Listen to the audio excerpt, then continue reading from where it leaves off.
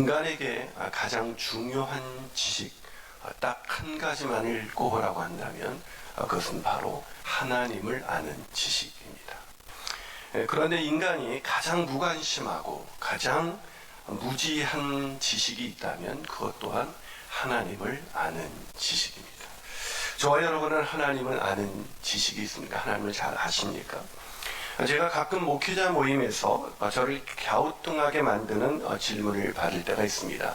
목사님, 어떤 목사님 아시죠? 그럼 제가 그분을 잘 몰라요. 그래서 네? 그랬더니 그분이 목사님 잘 아신다고 그러던데요. 그러는 거예요. 왜 이런 경우가 생길까? 아마 안다는 거에 대한 서로의 어떤 인식의 차이가 있기 때문에 그럴 것입니다. 아마 그분은 저를 대면한 적이 있거나 저에 대한 어떤 정보들을 어느 정도 갖고 있기 때문에 김인하 목사 잘 알아 라고 말씀하셨는지 모르겠지만 저에 대한 안다는 저에 대한 인식은 서로 교제가 있을 때, 서로 사귐이 있을 때, 다시 말해서 사귐이 없다면 안다라고 말할 수 없다는 이 인식의 차이가 아마 그런 차이를 만들어 온 것 같습니다. 사실 김인하 목사를 아느냐 모르느냐 이것은 그렇게 중요한 논의점이 아닙니다. 김인하 목사를 모르고 지낸다고 해서 전혀 불편함이 없기 때문이죠. 아니 김인하 목사님을 어쩌면 모르고 사는 게 더 편할지도 모르겠습니다. 갑자기 그 눈빛은 동의한다는 눈빛인 것 같은데.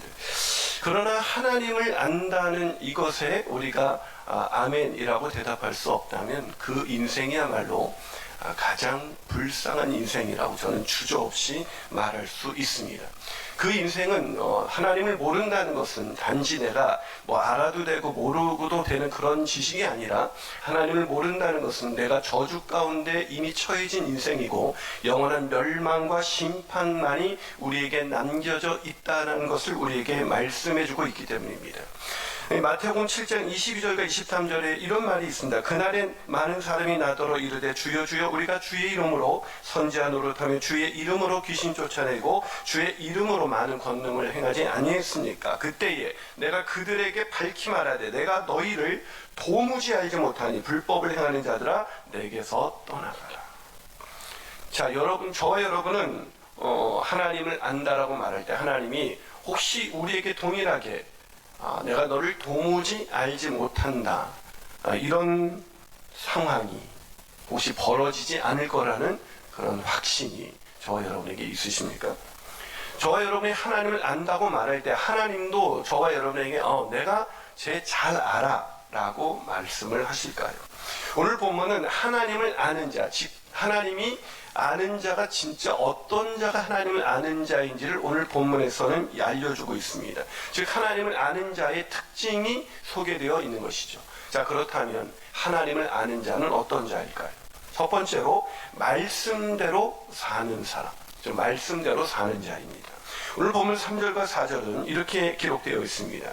우리가 그의 계명을 지키면 이로써 우리가 그를 아는 줄로 알 것이요 그를 아노라 하고 그의 계명을 지키지 아니하는 자는 거짓말하는 자요 진리가 그 속에 있지 아니하다. 자, 누가 하나님을 안다고요?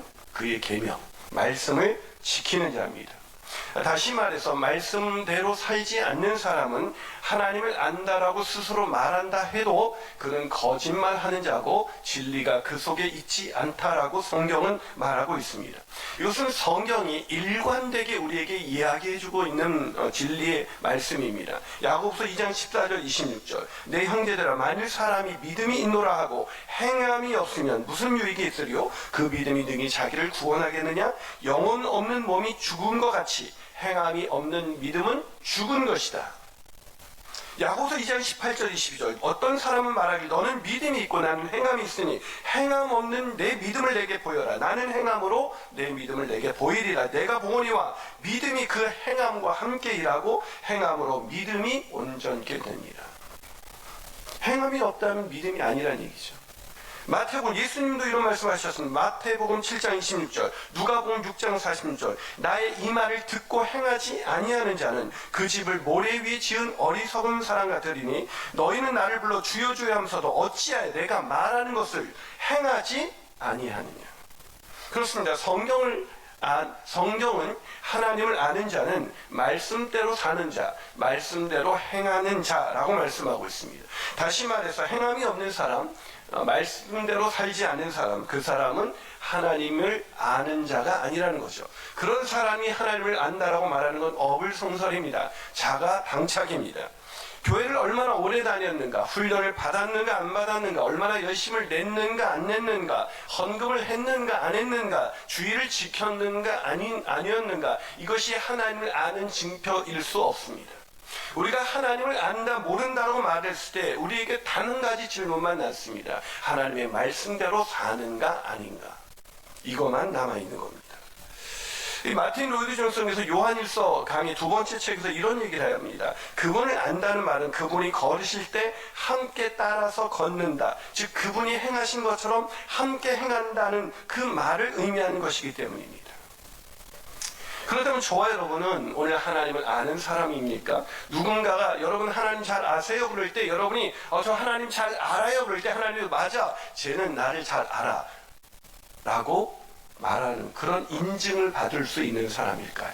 아니 오직 하나님을 안다고 말하지만, 마치 그 목사님처럼 안다고 말하지만 저는 갸우뚱했던 것처럼 저와 여러분은 하나님을 안다고 생각하기에 오늘 여기 와서 예배도 드리고 헌금도 하고 나름 봉사도 하고 나름 열심으로 지내는데 하나님이 내가 너희를 도무지 모르겠다라고 그렇게 여기는 사람 아닐까요? 그 시금석은 말씀대로 살고 있느냐 아니냐인 것입니다. 만약에 내가 말씀대로 살고 있으니까 라고 할 때 아멘이라고 대답할 수 없다면 그 사도 요한이 말합니다. 하나님을 안다고 말하는 그 말은 거짓말이다. 진리가 그 속에 있지 않다. 사랑하는 여러분, 하나님을 아는 그 지식이 우리의 삶 속에 나타나지 않는다면 그 사람은 하나님을 아는 자가 아닌 것입니다. 두 번째로 하나님을 아는 자는 어떤 사람일까요? 죄를 짓지 않는 사람입니다. 자, 하나님을 아는 자는 말씀대로 산다. 이것도 이게 내가 하나님을 아는가 이렇게 헷갈리게 만드는데, 죄를 짓지 않는다. 그렇다, 정말 그렇습니까? 제 말이 아닙니다. 본문 1절을 볼까요? 나의 자녀들아, 하나님을 아는 사람이요, 자녀들이니까. 내가 이것을 너희에게 쓰면 너희로 죄를 범하지 않게 하려 함이라. 만일 누가 죄를 범하여도 아버지 앞에서 우리에게 대언자 있으니 너희 곧 의로우신 예수 그리스도시다. 뭐라고요? 사도 요한을 통해서 요한일서를 왜 쓰게 하셨다고요? 너희로, 자녀들, 하나님을 잘 아는, 하나님의 자녀는 하나님을 알 수밖에 없죠. 하나님의 자녀들인 너희들이 죄를 범하지 않게 하기 위해서 이 요한일서를 쓴다라고 기록하고 있습니다. 아니 목사님, 어떻게 죄를 짓지 않을 수가 있습니까? 아니 요한일서를 쓴 목적이 우리의 기쁨이 충만하게 하기 위함이라고 말하지 않았습니다. 네, 그래, 요한일서 1장 4절 우리가 이것을 쓰면 우리의 기쁨이 충만하게 하려 합니다. 그래요, 사도 요한이 이 요한일서를 하나님의 감동하심을 입어 쓴 것은 우리에게 기쁨이 충만케 하기 위함인 것입니다. 그런데 왜 갑자기 2장에 와서는 죄를 범하지 않게 하기 위해서 이것을 썼다라고 말하고 있는 것일까요? 무슨 말이냐면 죄를 범하지 않아야 기쁨이 충만할 수가 있거든요. 다시 말해서 여러분이 다른 모든 소원이 다 이루어졌다 할지라도 여러분이 여전히 죄 가운데 있다면 여러분은 기쁨이 충만할 수가 없습니다. 잠시 즐거울 수 있지만, 잠시 쾌락을 느낄 수 있지만 그 기쁨은 즉시 사라질 것입니다. 안개와 같이. 사랑하는 여러분, 범죄하지 않을 때 인간은 가장 기쁩니다. 죄인인 인간은, 본래 죄인인 인간이 기쁠 때는 언젠가? 죄의 문제가 사라질 때입니다. 만약에 지금 죄인이 되어서 교도소에 갇혀져 있는 사람의 유일한 소망은 뭘까요? 교도소 안에서 더 잘 먹고 더 높은 자리에 올라가고 더 많은 것을 교도소 안에서 누리는 것이 그 사람의 소망일까? 교도소 안에 있는 사람의 유일한 소망, 죄 사함을 얻는 것. 저가 모든 사람이 죄인이라는 이 사실을 알지 못하는 사람은 마치 교도소 안에서 더 좋은 것 먹고 더 많이 교도소 앞에서 좀 더 보스 역할을 하고 더 많은 것을 누리는 데 관심이 있죠. 그래봤자 죄인입니다. 현실은 기쁨을 앗아갑니다. 여러분 생각해 보세요. 우리가 말씀을 통해서 하나님을 알아갑니다. 하나님의 한없는 은혜와 사랑을 압니다. 그런데 우리가 집에 가서 은혜를 받고도 죄를 짓는 순간 기쁨이 사라지진 않던가요? 우리 기쁨이 언제 사라지는가? 그것은 죄를 지을 때입니다. 그래서 하나님을 아는 자는 죄를 짓지 않습니다. 왜냐하면 죄를 짓는 순간 이 기쁨이 사라지기 때문에 죄를 안 짓습니다. 근데 여러분, 여러분의 표정이 별로 좋지가 않아요. 누가 말씀대로 살고 누가 죄를 짓지 않을 수가 있단 말인가? 라는 이 질문에서 벗어날 수 없기 때문이 그렇죠. 자, 그래요. 그리스도인이어도 죄를 짓죠. 말씀대로 살아갈 수가 없습니다. 그래서 오늘 본문 아까 우리가 읽었던 1절 후반부를 다시 읽어볼까요? 나의 자녀들아 내가 이것을 너희에게 쓰면 너희로 죄를 범하지 않게 하려 합니다. 만일 누가 죄를 범하여도 아버지 앞에서 우리의 대언자가 있으니 곧 의로우신 예수 그리스도시니라. 자, 여기 이제 아멘이 쉽게 나오네요. 그죠? 이걸 은혜라 그러는 거예요. 자, 메시지 성경으로 제가 한 번 더 읽어볼게요. 사랑하는 자녀 여러분, 내가 이 편지를 쓰는 것은 여러분을 죄에서 이끌어내기 위해서입니다. 그러나 누가 죄를 짓더라도 우리에게는 아버지 앞서 제사장이며 친구이신 분이 계시니 그분은 의로우신 예수 그리스도이십니다. 그분께서 우리 죄를 위해 희생제물이 되심으로 죄의 문제를 우리의 죄뿐 아니라 온 세상의 죄까지 영원토록 해결하셨습니다. 무슨 말입니까? 죄를 안 짓고 싶은데, 말씀대로 살고 싶은데 마음의 소원과 달리 우리가 죄를 지을 수밖에 없더라도 낙심하지 말라는 것입니다. 절망하지 말라는 것입니다. 왜? 말씀대로 살지 않고 죄를 짓는 것, 그때 우리는 그 죄의 문제가 다 해결해 주신 대언자이신 예수 그리스도께서 있기 때문에 그 죄에서 낙심해서 무너지는 인생이 아니라 다시 죄 짓지 않기 위해서 살아갈 수 있는 그 은혜를 입은 자라는 것입니다. 그래서 마틴 로이드 존스는 앞서 소개한 책에서 말합니다. 하나님의 아들이신 그분이 화목제물이 되시기 때문에 우리는 죄에 대해서 두려워할 필요가 없습니다. 그러므로 우리의 적인 사탄이 우리의 죄를 물고 늘어지면서 실망과 좌절에 빠뜨리려고 할 때 우리는 담대하게 아버지 앞에서 나에게 대언자가 있으니 곧 의로우신 예수 그리스도십니다. 저는 나의 죄를 위한 화목제물이니 나만 위할 뿐만 아니요 온 세상의 죄를 위하심이라. 따라서 하나님께서는 나를 다시 받아주실 것이며 그분과의 교제도 회복되었으므로 그분과의 교제 나누는 삶을 계속해서 유지해 나갈 것이다 라고 말할 수 있어야 될 것입니다. 아멘이십니까? 사랑하는 여러분, 사도 요한은 하나님을 아는 자도 죄를 지을 수밖에 없다는 걸 압니다. 그러나 그것 때문에 몇 번 반복되는 죄 때문에 낙심하지 말고 좌절하지 말고 우리에게 대언자이신 화목제물이 되신 예수 그리스도께서 있기 때문에 우리는 죄 때문에 무너지는 인생이 아니라 다시 기회를 주시는 하나님 때문에 다시 일어나서 죄 짓지 않기 위해서 살아가야 한다는 것입니다. 아멘이십니까?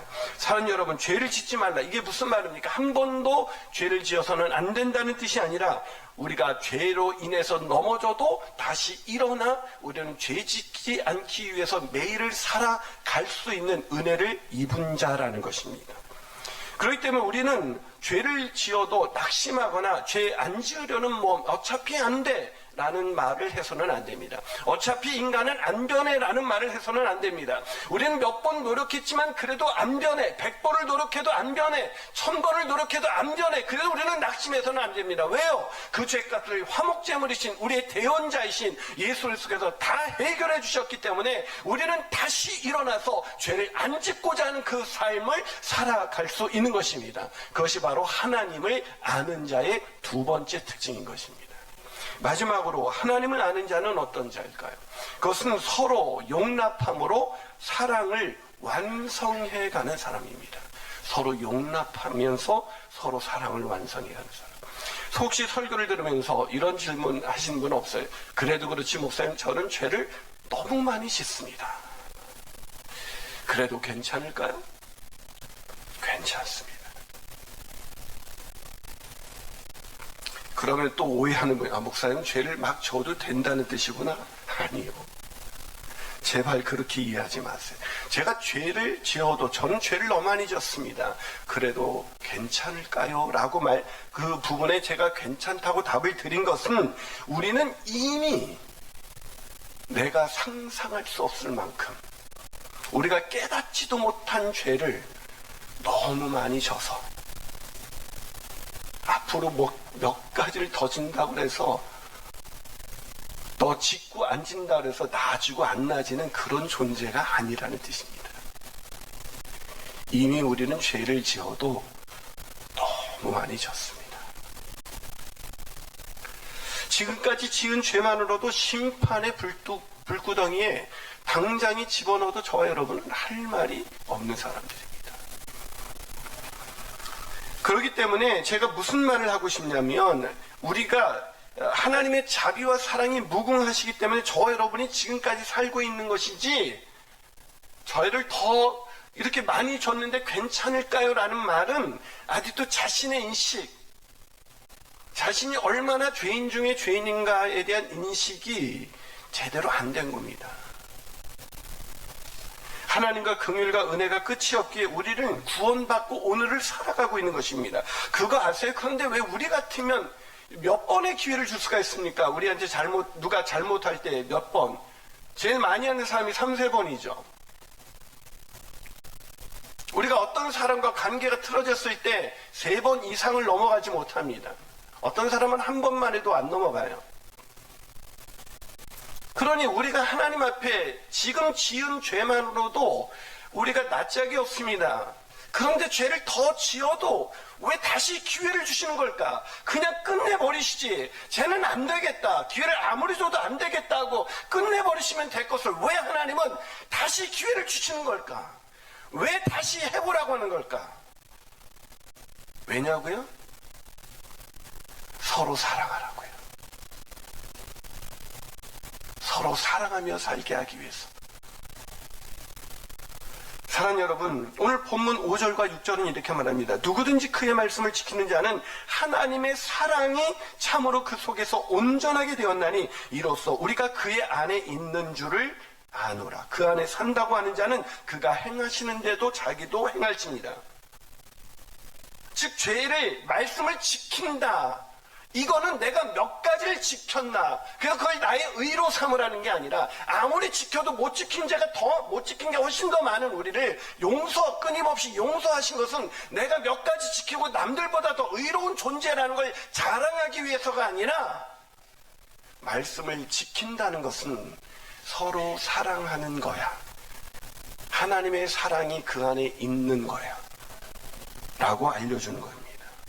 이것을 메시지 성경은 이렇게 말합니다. 그러나 하나님의 말씀을 지키는 사람에게는 하나님의 성숙한 사랑이 보이게 마련입니다. 그래서 하나님 말씀을 내가 지키는 자인지 아닌지 어떻게 알아요? 사랑이 많아지는 거예요. 근데 말씀을 지킨다고 하는데 더 예리해져. 쟤는 이게 틀렸네. 알고 있는 게 많으니까 잡아낼 것도 건수가 너무 많아져. 한국의 기독교인들 우리가 그렇게 살았잖아요. 몰랐을 땐 나도 모르고 있는데 알고 나서는 마치 아주 고해상도의 안경을 가진 것처럼 사람들의 죄가 다 보여. 여러분, 말씀을 지키는 자는, 다시 본문 5절 주죠. 메시지 성경으로 다시 읽죠. 그러나 하나님의 말씀을 지키는 사람에게는 하나님의 성숙한 사랑이 보이게 마련입니다. 그것이야말로 우리가 하나님 안에 있음을 확신할 수 있는 유일한 길입니다. 유일한 길에 지는 것이고요. 다른 건 없습니다. 자신이 하나님과 친밀하다고 말하는 사람은 예수께서 사신 것 같이 서로 사랑하는 사람. 예수께서 어떻게 사셨습니까? 우리를 끊임없이 이해하고 용납하시고 용서하시고 받아들이신 것 같이 하나님과 친밀하다고 하는 사람은, 하나님을 잘 아는 사람은, 하나님을 알면 알수록 그 사람은 그렇게 예수님이 사신 것 같이 서로 사랑하며 살게 되어 있습니다. 사랑하는 여러분, 오늘 하나님이 사도 요한을 통해서 죄를 짓지 말라고 하는 이 죄는, 다시 말하지만 도덕적이고 윤리적인 죄를 의미하는 게 아닙니다.